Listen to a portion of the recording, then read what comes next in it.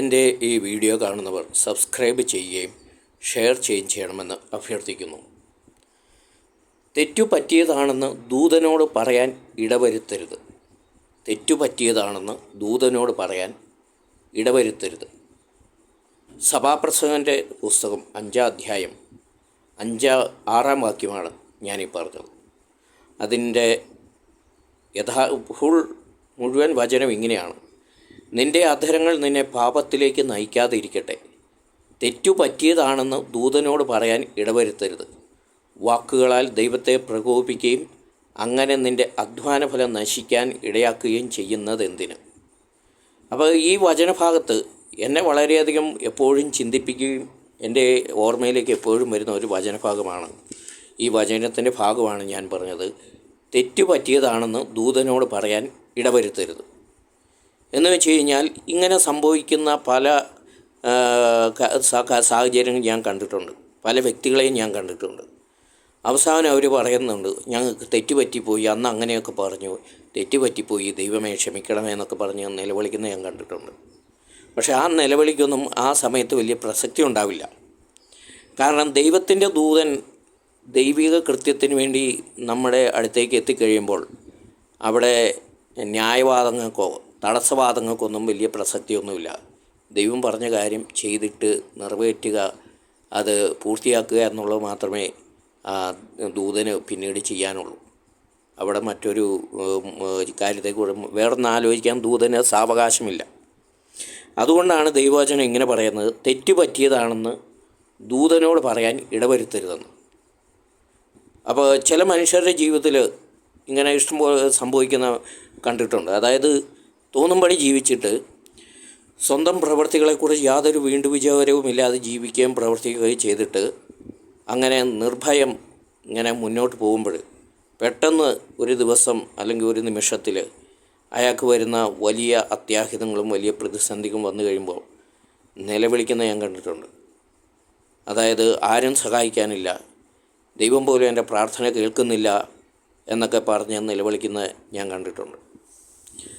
അപ്പോൾ ഇങ്ങനെയുള്ള ഈ കാഴ്ചകൾ ഒക്കെ കാണുമ്പോൾ എൻ്റെ ഉള്ളിലേക്ക് വരുന്ന വചനഭാഗം ഇതാണ്. അതുകൊണ്ട് തന്നെയാണ് ഞാൻ ഈ ഭാഗം പറയുന്നത്. തെറ്റുപറ്റിയതാണെന്ന് ദൂതനോട് പറയാൻ ഇടവരുത്തരുത്.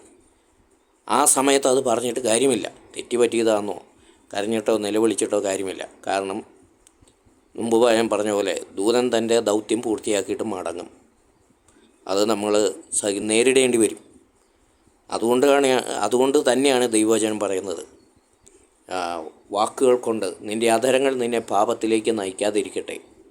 തെറ്റുപറ്റിയതാണെന്ന് ദൂതനോട് പറയാൻ ഇടവരുത്തരുത്. വാക്കുകളാൽ ദൈവത്തെ പ്രകോപിപ്പിക്കുകയും അങ്ങനെ നിൻ്റെ അധ്വാന ഫലം നശിക്കാൻ ഇടയാക്കുകയും ചെയ്യുന്നത് എന്തിന്? ഈശോ ഈ കാര്യം വളരെ വ്യക്തമായിട്ട് പറയുന്നുണ്ട്.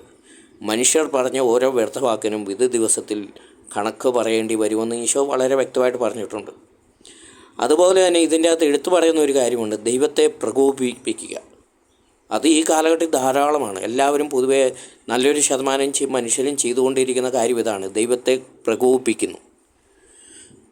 പ്രകോപിപ്പിക്കുക എന്ന് പറയുമ്പോൾ ബോധപൂർവം അല്ലെങ്കിൽ ഒന്നിനെയും കുറിച്ചും വലിയ കാര്യമായി ചിന്തിക്കാതെ വീണ്ടും വിചാരമില്ലാതെ ചെയ്യുന്ന ഓരോ പ്രവൃത്തികളും ദൈവത്തെ പ്രകോപിപ്പിക്കുന്നു.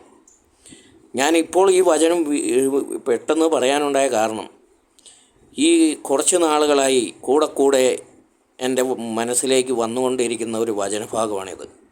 തെറ്റുപറ്റിയതാണെന്ന് ദൂതനോട് പറയാൻ ഇടവരുത്തരുത്. കാരണം പല സംഭവങ്ങളും പല കാര്യങ്ങളും കേൾക്കുകയും കാണുകയും ചെയ്യുമ്പോൾ മനസ്സിലേക്ക് വരുന്ന ഒരു വചനഭാഗമാണിത്. കാരണം ഇതിൻ്റെയൊക്കെ മൂർധന്യാവസ്ഥ എന്ന് പറഞ്ഞാൽ സർവനാശമാണ്. അതുകൊണ്ടാണ് വചനഭാഗം നമ്മളെ ഇങ്ങനെ ഓർമ്മിപ്പിക്കുന്നത്, തെറ്റുപറ്റിയതാണെന്ന് ദൂതനോട് പറയാൻ ഇടവരുത്തരുതെന്ന്. സഭാപ്രസംഗൻ്റെ പുസ്തകം 5-ാം അധ്യായം 6-ാം വാക്യം അതെല്ലാവരും ഓർത്തിരിക്കുന്നത് നല്ലതാണ്. പ്രത്യേകിച്ച് നമ്മുടെ വിധിയുടെ ദിവസം ഈ ചുരുൾ വായിക്കുന്ന ദൂതൻ്റെ മുമ്പിൽ എനിക്ക് തെറ്റുപറ്റിയതാണ് എന്ന് പറയാൻ പറ്റുകയില്ല. അതാണ് ഏറ്റവും വലിയ ആശ്ചര്യകരമായ ഒരു കാര്യം. ഞാൻ മുൻ വീഡിയോയിൽ പറഞ്ഞ പോലെ ഗ്രന്ഥങ്ങൾ തുറക്കപ്പെടുമ്പോൾ ഗ്രന്ഥങ്ങളിൽ എഴുതപ്പെട്ടിരിക്കുന്ന കാര്യങ്ങൾ ദൂതൻ വായിക്കുമ്പോൾ നമുക്കവിടെ പറയാൻ പറ്റുകയില്ല എനിക്ക് തെറ്റുപറ്റിയതാണ് ദൂത എന്ന് പറയാൻ പറ്റുകയില്ല. അതുപോലെ തന്നെ എൻ്റെ ജീവിതാനുഭവത്തിൽ ചില സാഹചര്യങ്ങളിൽ ഞാൻ ദൂതനോട് നേരിട്ട് സംസാരിച്ചിട്ടുണ്ട്. എന്ന് വെച്ച് കഴിഞ്ഞാൽ ഞാനിങ്ങനെ തന്നെയാണ് സംസാരിച്ചിട്ടുള്ളത്. ദൂത ഈ പ്രാവശ്യം മടങ്ങ് എന്ന് ഞാൻ പറഞ്ഞിട്ടുണ്ട്. ദൂത നീ ഒന്ന് അടങ്ങ് എന്ന് ഞാൻ പറഞ്ഞിട്ടുണ്ട്. ദൂത നീ അവനെ ഒന്ന് വെറുതെ വിടുന്ന് ഞാൻ പറഞ്ഞിട്ടുണ്ട്.